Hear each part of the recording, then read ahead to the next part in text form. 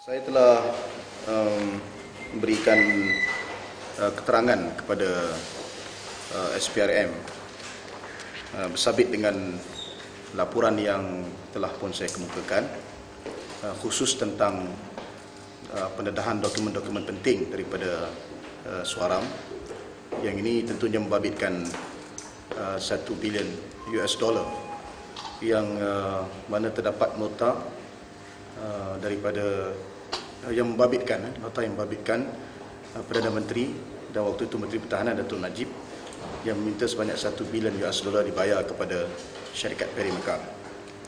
Dan perkara yang juga saya minta SPRM siasat ialah berkaitan dengan kos penyelenggaraan kapal selam, yang kita lihat jumlah dia berubah-ubah dan semakin tinggi.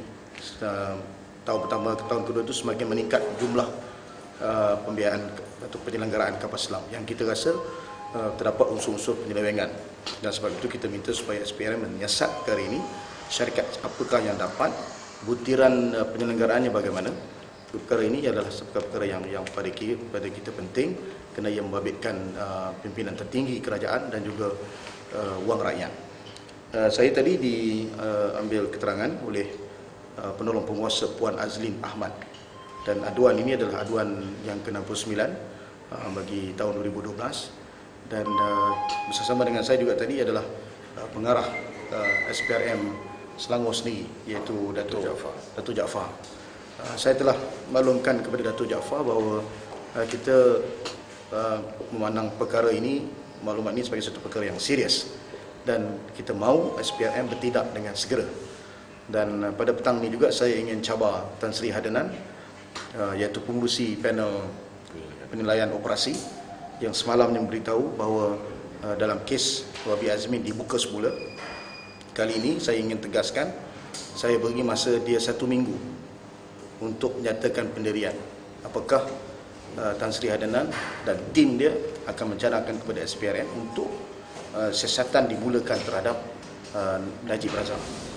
Kita juga sedang mengumpul beberapa dokumen, dan saya tidak tolak kemungkinan minggu depan kita akan hantar satu memorandum yang penuh kepada Tan Sri Hadinan sendiri, supaya beliau tidak mengambil sikap pilih bulu ataupun pilih kasih dalam kes yang membabitkan rasuah dan penyelewengan ini. Itu saja. Soalan tentang Sapina yang Najib Razak dapat untuk ke Perancis, tapi sekarang senyap je kan, so apa komen Cik Samsul?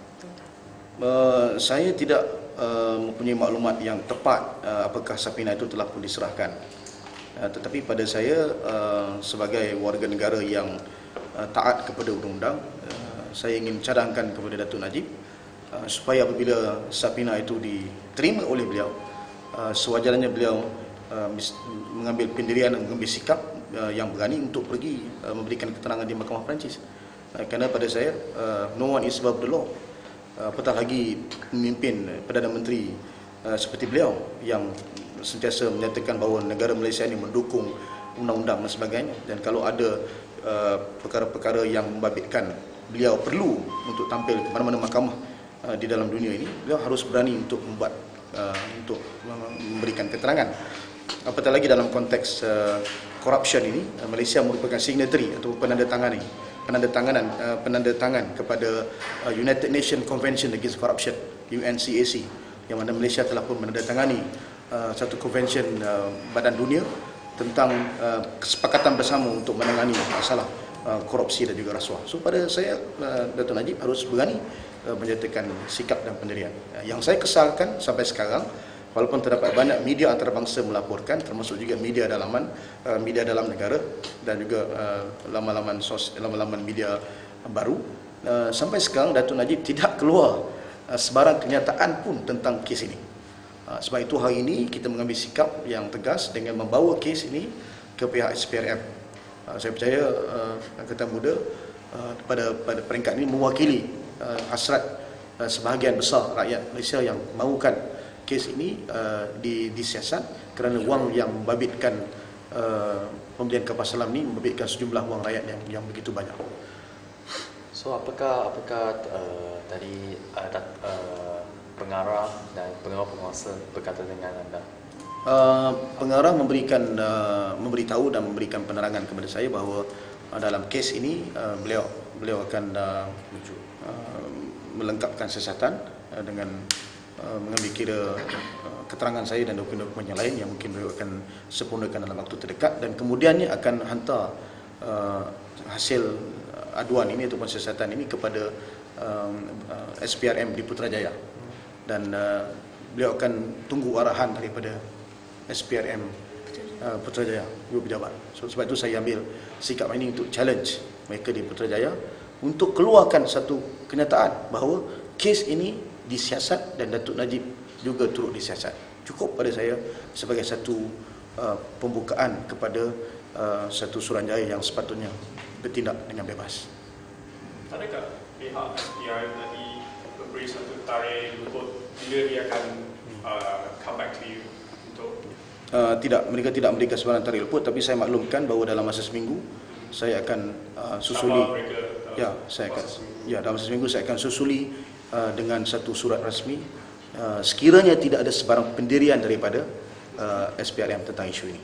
Okay, so tadi bukan saja memberi memorandum, apakah juga memberi kenyataan? Ya, memberi keterangan dan juga cabaran saya sampaikan kepada mereka. Yang tadi Encik Samsul keluarkan dua evidence itu tentang 1 bilion shopping itu, yang semua ini itu evidence yang dikeluarkan oleh Suara kan? Yang dikeluarkan oleh Suara. Yang mana perinciannya itu telah saya sampaikan kepada mereka lah. Perincian tentang dokumen itu. So kita dah beritahu apa dia dokumen itu, dan dari segi aspek mana yang kita anggap berlakunya penyelewengan dan juga rasuah. MalaysiaKini.com. Pada Malaysia Kini. Pada Malaysia Kini.